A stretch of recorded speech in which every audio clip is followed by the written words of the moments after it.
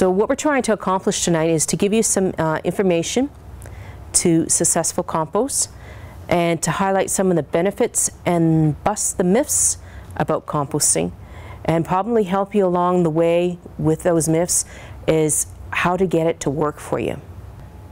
So in nature, what happens is the trees, the leaves, the plants, they die in the fall and they decompose, and it's decomposed through bacterium and fungus, and in the end what they leave is this stuff called humus. Okay, what we're going to get you guys, what you guys are doing is basically taking your yard waste and your kitchen organics, and you're doing the same process, except for you're providing a little area in order to do it in. So basically overall it improves your yard and your garden. Compost is not soil and it's not fertilizer. And our world of compost, it is actually known as soil amendment. So what it does is it enriches the soil to help plants grow. What it does is it reduces the use for fertilizers and herbicides. And what does that mean? Well, by using compost, you get to use less of these items. So you get to use less of fertilizers, so you shouldn't have to use it on in your plants or on your yard. And what do we mean by reducing herbicides?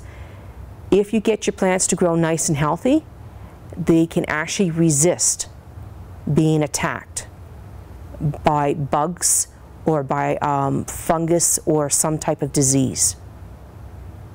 And that's one of the benefits of compost, is it helps plants to be nice and healthy and strong. And then of course it's slow release nutrients, and that's why it's different from fertilizers, because it's actually over time it slowly releases the nutrients that it has.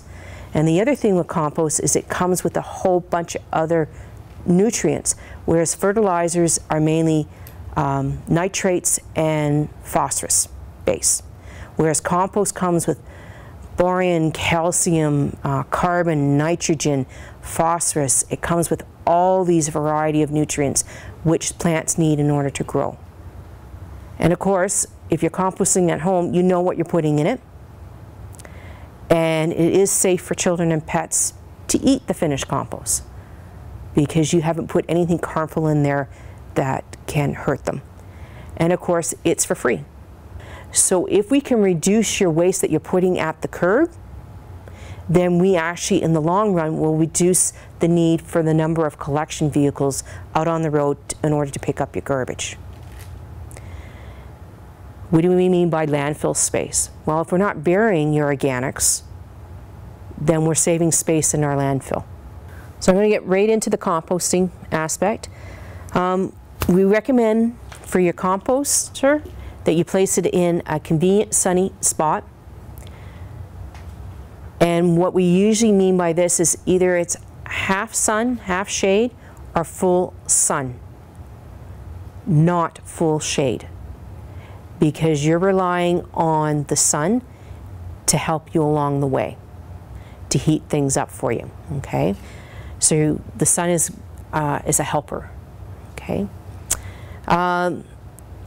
If you've chosen your spot correctly, it should be leveled and well drained. We recommend that when you're going to place your composter, that it's on soil, grass, concrete, but not wood and not vinyl. And the only reason why is wood warps and so would vinyl, because you know that the material that you're putting in there is pretty wet. The Kerrywood Nature Center is actually selling composters, and they're actually selling, this is the design that the city's going with, and I believe it's $60 per composter. And then you can actually build your own. In that brochure from Alberta Environment, the one that you pull out, it's really long, it's actually quite a very good resource tool to look things up on. It does show you how you can build your various composter. So items that you can put in there. Greens. And what do we mean by greens? It means that they're nitrogen based. And I'm going to switch the little language around here a bit. What I really recommend people understand is that in your composter, the bugs that are chewing or eating your organics up, refer to them as your pets at this point, okay? Because your pets require food in order to live. If you don't give them the right food, they're not going to live in your composter, and they're not going to break your organics down, okay? So one of the things that they require is greens. And your pets are bacteria and fungus, and no, you cannot see them. You need a microscope and to visually see them, okay? So what do we mean by greens? It's all your fruit and your vegetable waste coming from your kitchen. We have grass clippings up there. Some other items that we don't have there, coffee grounds. Coffee grounds are awesome because they come with a lot of different nutrients, coffee grounds, for your finished compost. Tea. You can put tea in there. That includes the tea bags. Flowers from your garden, so you're cleaning your garden out in the fall time, so they can go in there. And the plants from your vegetable gardens can go in there. So these are your browns. What do we mean by browns? That means it's carbon based. So we have some shavings, coffee filters, and you notice that the coffee filters are brown, not white. The white ones are bleach, and again, all what you're doing is adding the bleach to your finished compost. Okay? Leaves, newspaper, and newspaper only. No magazines, no office white computer paper, anything like that. And the reason why is newspaper, the ink is vegetable base, whereas your magazines, glossy junk mail, flyers, white computer paper, that ink comes from, has more of a toxic substance to it. A brown cardboard box, you can also use that. And again, with these two items, the newspaper and the cardboard box, what you're doing is shredding. The newspaper, you're literally just putting it through a shredder, like a paper shredder, in order to get it fine enough in order for the bugs to decompose. A lot of people forget about the browns because where are you going to produce the most? The greens, the nitrogens. And a lot of people forget to put the browns in. So in the fall time, what I recommend to most people is bag your leaves. That way you have leaves year-round. So here are some other things that you need to do with your composter. And your pets really, really require it. Water. Why do they require water? Well, bacteria and fungus don't have legs. In order to move around in your composter, in order to eat the kitchen organics, they use water to move around. So if you don't water it, then they can't move around. And they literally just eat the one area, that is it, they die, okay? And what do we mean by watering? That doesn't mean that you go out and stand over top of your composter for an hour with a garden hose. What we recommend that you do is grab a handful. If you form a ball, you're doing good. If it falls to pieces, it's too dry. It's sort of like a wrung out sponge. That's what it should look like. Air. A lot of people don't do this.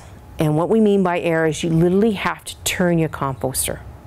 Your kitchen organics that you're placing there, you actually have to turn it, mix it, and get the air in for those fungus and bacteria. If you don't give them air, then you get what I call the stinky bugs. And that's why your compost stinks. And of course, the sun. The sun just helps heats up. So we're going to talk about the recipe. So in this recipe that we're going to show you, and I'm actually going to put it all on. So if you're starting out and you're going to restart your composter, okay, what we recommend that you do is put a little layer of twigs. And what we mean by layer of twigs is it's smaller than my pinky, and that's pretty small.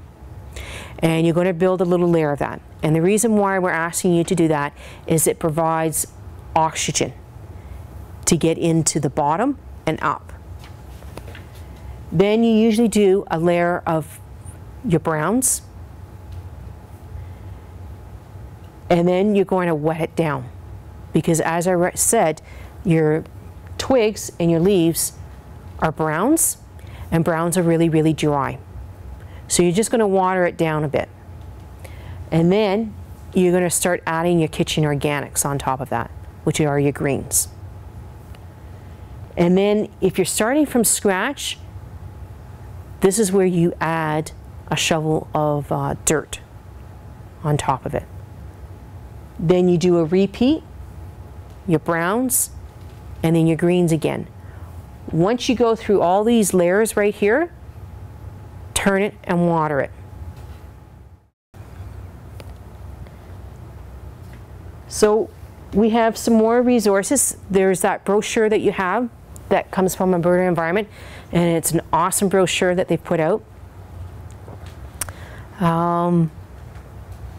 You can always use this website to find out more.